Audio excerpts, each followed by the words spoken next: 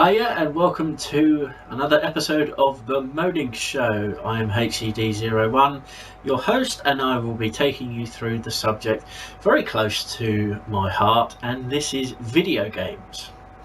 As you can see from the size of me, I stay in quite a bit and play video games, especially at the moment with my extremely recent medical history. I don't have the ability or finances at the moment to do a tremendous amount outside of my home, but more on that in a future Moaning Show coming soon. But video games are a pastime. They are also a part of a multi-billion pound industry, in fact, that has all of the entertainment of a movie, but you control the characters, or you control what's going on screen. If you don't know what a video game is, then what the fuck, basically.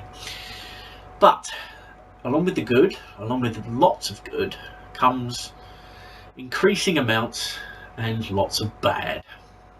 I know that wasn't particularly fantastic English, but this is the Moaning Show. If you want good English, go watch a fucking lecture at a university or something. Fuck off.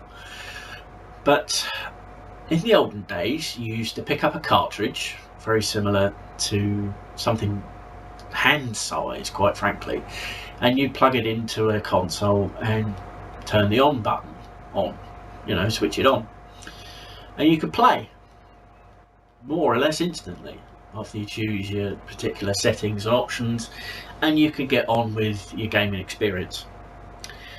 With the advent of on-disc technology, in other words the PlayStation and the Sega Saturn at the time in the mid-90s, we then experienced for the first time loading screens. Now you put the game in, you turn the system on, you get ready to play, and you have to wait for individual things to load, like the game opening screen, for example, where you get your same options as you would do on a cartridge. So it says start game or options. Most games tend to do that, which is fine. There's a lot more on a disc than there is on a cartridge, and the same rings true even to this very day.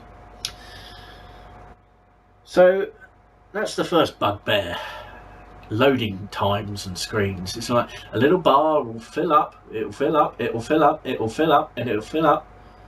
And some games are really detailed, even back in the day on the PlayStation, on the 32-bit consoles, and I'll get more on bits in a minute. But these options, the desired settings, so to speak, where you have bits and bobs where it will say, yeah, you can do this, you can go through this area, you can go through that area, oh, more loading, by the way, and sometimes you can make a cup of tea while you're waiting for these fucking things to load, and if you do so, or you go for a piss or something and it loads and you get your butt kicked while you're doing so, if it all loads surprisingly quickly and you get killed, and it's like, oh, for fuck's sake, piss off then. But the vast majority of games load relatively quickly, and the speeds have increased loading wise as the power of the systems has increased along with it. We're currently in the PlayStation 4 and Xbox One power cycle, if you see what I mean. But loading screens these days are quite quick, and if they're not quick, some games these days have a game to play or something to read while you're waiting for the game to load, your game of choice to load. Then we get on to Day 1 DLC. Now I apologise if I'm repeating myself from an earlier Moaning Show, but I haven't done one for a while about video games, and it's something that needs addressing in my personal opinion.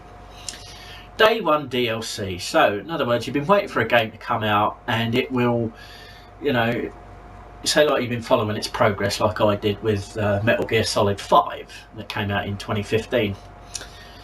And the game's big enough anyway, you've got it on a disc or digital version, which I'll come back to later, and you loaded up your game, you put it in your game console, and you can't play it immediately. You have to wait for an update to finish downloading before you can play your fucking game. Okay, if you've got the time. Okay, now I took a week off of work to play this game, you know, as much as I possibly could, and I finished it about 20 minutes before I was meant to leave for work the following week when my annual leave finished. All well and good, not a problem. Thing is, I had to wait for about an hour for the game to download the update and install said update before I could play the fucking thing. So instead of going, yeah, you fucking bastard, I'm gonna kill you, fucking, it was,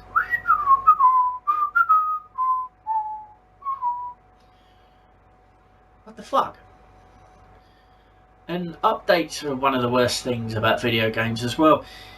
You buy a game for 30, 40, 50, 60 quid depending on the type of game it is, in terms of, is it a special edition, has it got extra guns, ammo / suits, skins, features, you know, all sorts of shit like that. And that's another thing I'll come back to in a brief moment. And you know, you're mucking about on your game, and then it'll say, oh, there's an update required. Pretty similar to the day one DLC. DLC stands for downloadable content. So in other words, these games could be shipped out unfinished, specifically and ironically, like Metal Gear Solid 5 was unfucking finished. More on that another time. But these games are unfinished, they're full of bugs, you know, that can fuck up your system or could just fuck up your playing time and things like that. And you have to be honest and say that's the bugbear of the video game industry. You know, these things could be released unfinished or unprepared properly. And you know, there was this thing with an Assassin's Creed game a few years back, Assassin's Creed Unity, which was the first game on the newer generation consoles like the PS4 and the Xbox One, where a certain cutscene would have a character that you were talking to. So you'd be talking to this character, and the character you'd be talking to wouldn't have a face, or it'd have a face, it'd have eyes and a set of teeth, and it just looked like the whole front of the face was cut off in terms of what was going on in the picture. And it was just utterly fucking ridiculous. But that's because the game was released in a yearly window. No excuse really, but they applied what's called a patch. Now a patch is available for most games when they want to add extra features, or if a game's released and it's really fucking bad, you know, and it gets put on and your system downloads the patch and it works as the programmers intended it to work. You know, you can do this, you can do that, you can go in an extra area. And a patch also adds extra features to a game that might not have had it on the game's release. So in other words, these things could include extra levels or extra weaponry or just things like that, which is also annoying because, say like if you can't afford to buy said thing yet, like I can't at the moment for some things, you're at a disadvantage because you have to pay to either play or win, and that's really bad. That's another fucking practice that most game companies employ. It's like, yeah, you got the base game, thank you for your 60 quid. Oh, by the way, are you interested in something called a season pass? Now a fucking season pass, oh fuck's sake, a season pass is the biggest pain in the arse in the world. A season pass is, you pay 50, 60, 70 quid for a game, and the game's menu will say, oh, buy the season pass for another 30 quid. Fuck off! I just paid fucking 60 quid for a game, now you're saying you want another 30 quid to say, oh yeah, you can download your levels, extra characters, extra weaponry, so that you've got the upper hand in battle. And most gamers fall for this shit. I have. Because I want X thing now. Or I can't be bothered to wait 6 months for the price to go down. Fuck that, I've been waiting long enough for the fucking thing to come out anyway. But it will contain an extra character, extra features, again, like this downloadable content. And it's not on. And you can buy the so-called premium edition or extra expensive edition, so to speak. So you have access to this bullshit, you know, an easier time for a cheaper price. Now, all well and good for the company, but it's not good practice. You know, it's like, would we have played Super Mario World on the Super Nintendo? You buy the game and you don't play with Yoshi, the dinosaur you get on, unless you pay another 20 quid. Get fucked. This process wouldn't have been acceptable back in the day. It wouldn't have been possible with lack of internet connections and things like that. But it's like having Sonic and no Tails. Alright, Tails don't do a lot if you're playing as Sonic, but it's like playing a game. Oh, you can pay an extra £10 for the music. Fuck off! Seriously, fuck off! But another horrible thing is pre-orders. You know, pre-order this to get blah blah blah blah blah, extra cars or extra tracks or extra fighters in a fighting game, or oh no, you want that special gun that can kill enemies in one shot? Pre-order this. And the thing is, you can't sometimes pre-order something before games went digital. You couldn't pre-order something and guarantee to get it, because it'll be exclusive to one store. Like, oh yeah, oh well, you can't pre-order that here and get that character. You have to go to a shop that's like six stores down or whatever. Or so, like, if you couldn't get to that store, you couldn't get that pre-order stuff.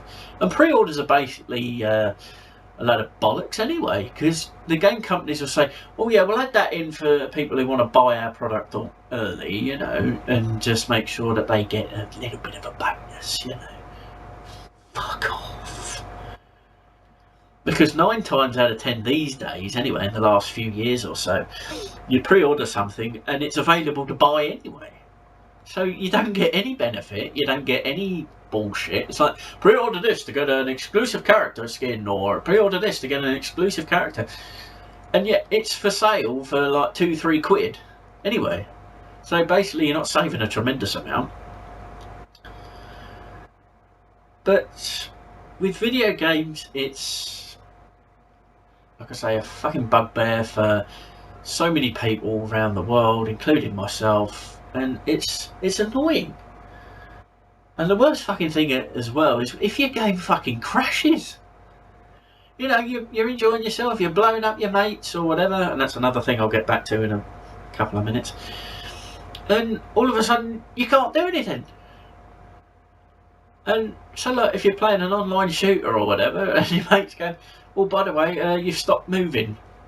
Death kill. It's like, you know, my game crashed. It fucking just stopped. And it just stops working. Now, okay, that happened back in the day with old cartridges and stuff, but it didn't happen a lot. Cartridges are still ultra reliable. There's a whole section of gaming called retro gaming, which I also do, where you play on old systems with old cartridges, with old controllers, you know, not anything like this. And, you know, they don't crash.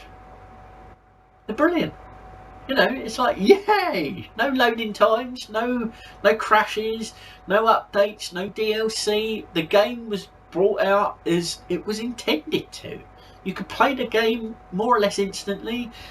It was all there. You didn't have any additional shit you needed to buy. It's like, or you could buy the music, or you can buy extra bits. Yeah, alright. But that's only since the advent of the internet and the internet assisted gaming, so to speak.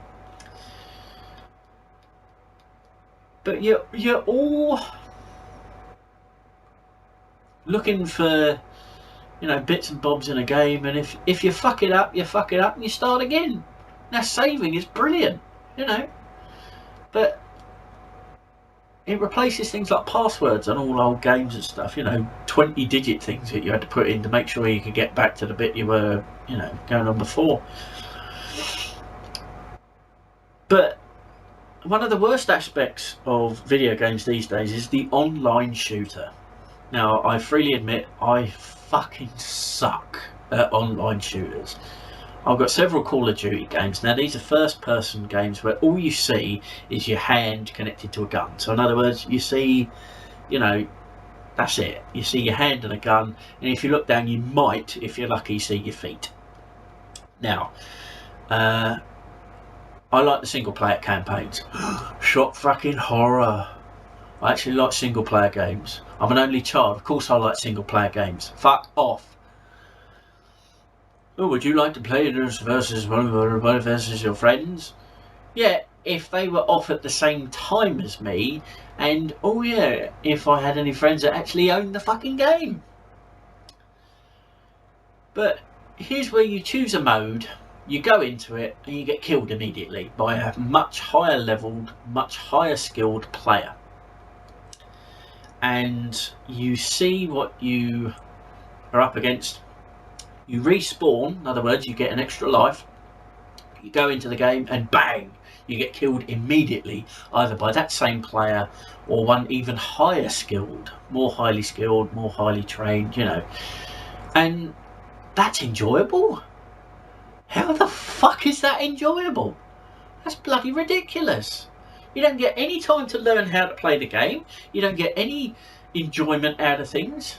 As I've said on a previous Moaning Show, you should get some sort of buffer.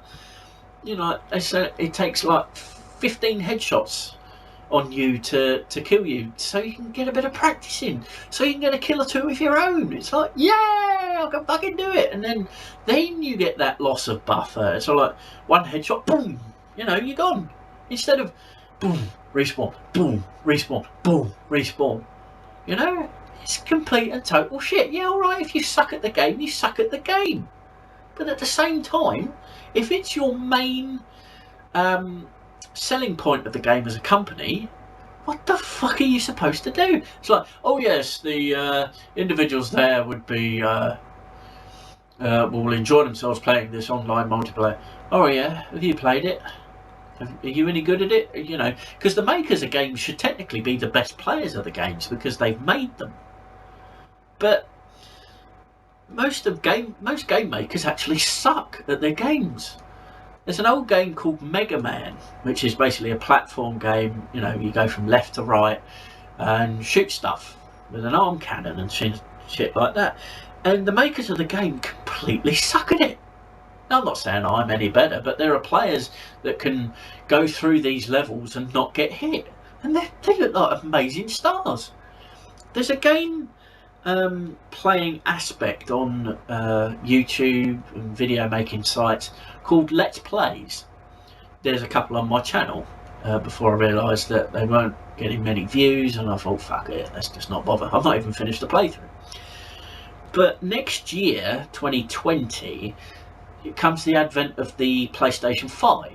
Obviously I'm going to be interested in that, specifically because there is a retro backwards compatibility thing where you can play PlayStation 1, 2, 3 and 4.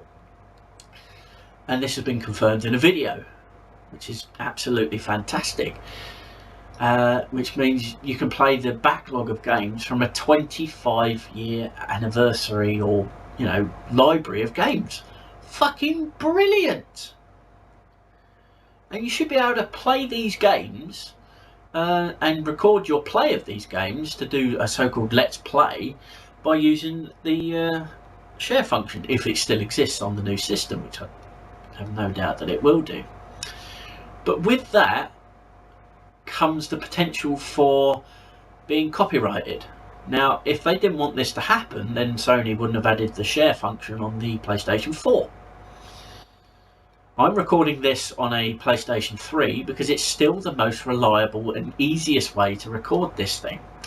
So regardless of what happens with the PlayStation 5, I will still need to occasionally record this on a PS3 unless I get a webcam, which is something I do aim to do. But like I say, it's not all wine and roses for a video gamer. It's very frustrating sometimes, you know. And sometimes when the game you want is only available for a certain time and you miss that time. For instance, I've been in hospital this year for 6.5 weeks where I missed X and Y thing and I can't get them. And that is really fucking annoying.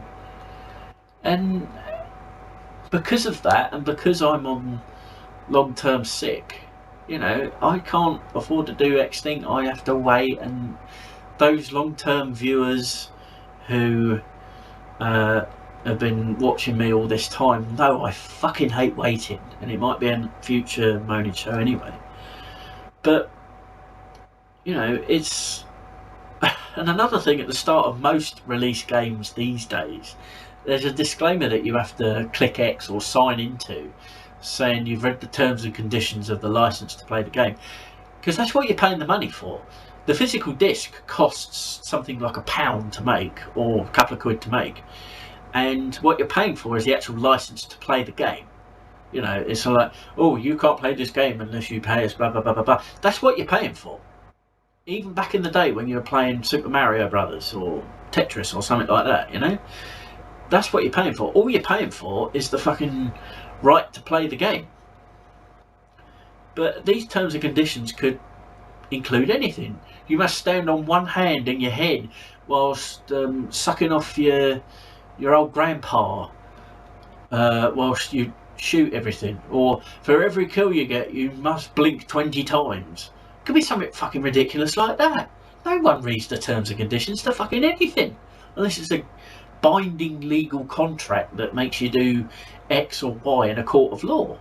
You know, your lawyers will take care of most of that, but you know, you could end up doing anything. You must masturbate while you're shooting people one-handed. You know, it's like, what the fuck? We don't care. I accept the agreement or I do not accept the agreement is usually what's on the bottom of these things. Same thing for the internet. But you're, you know, and what dickhead is going to buy a £60 video game and then click, I do not accept the agreement? What happens then? Do you get frozen out? Does anyone know the answer to that question? Probably not. It's a load of bollocks. Like, you must never play an Xbox if you own a PlayStation 4, or you must never play a PlayStation 4 if you own an Xbox. And that's what you tick under the guides and fucking things like that. Fuck off. So, that's about it for this edition of the Moaning Show. I hope I've made my points extremely clear. So, thank you very much for watching. I'll see you next time for more moaning.